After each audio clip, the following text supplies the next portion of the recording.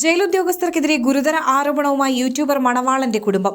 മകനെ കണ്ടാൽ പോലും തിരിച്ചറിയാത്ത തരത്തിൽ മുടിയും താടിയും മുറിച്ച് രൂപമാറ്റം വരുത്തിയെന്ന് മുഹമ്മദ് ഷഹീൻ ഷായുടെ കുടുംബം ആരോപിച്ചു. ജയിലിലെ പ്രതികളെ കൊണ്ട് മകനെ മർദ്ദിക്കാൻ ശ്രമിച്ചു. 3 തവണ മർദ്ദിക്കാനുള്ള ശ്രമം നടത്തിയെങ്കിലും പ്രതികൾ സ്വമേധയാ പിന്മാറി. ജയിൽ ജീവനക്കാർ ബലം പ്രയോഗിച്ചാണ് മുടി മുറിച്ചു മാറ്റിയത്. ഒരാൾ കഴുത്തിന് കുത്തിപ്പിടിച്ചും 2 പേർ ശരീരത്തിൽ ബലമായും പിടിച്ചാണ് മുടിയും താടിയും മുറിച്ചതെന്ന് ബന്ധുക്കൾ പറയുന്നു. തനിക്ക് സിനിമയിൽ അഭിനയിക്കാനുണ്ടെന്നും കല്യാണം കഴിക്കാനുണ്ടെന്നും അതിനാൽ പ്രത്യേക അപേക്ഷ സമർപ്പിക്കാൻ അവസരം നൽകണമെന്നും ആവശ്യപ്പെട്ടെങ്കിലും ജീവനക്കാർ സമ്മതിച്ചില്ല.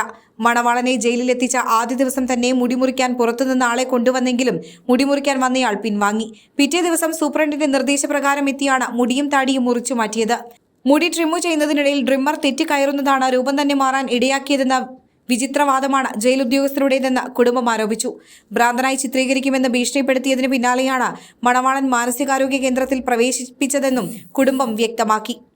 സംഭവത്തിൽ മുഖ്യമന്ത്രിക്കടക്കം പരാതി നൽകും. കേരളവർമ്മ കോളേജിലെ വിദ്യാർത്ഥികളെ വാഹനം ഇടിച്ചു കൊലപ്പെടുത്താൻ ശ്രമിച്ചു എന്ന കേസിലാണ് മണവാളൻ റിമാൻഡിലായത്.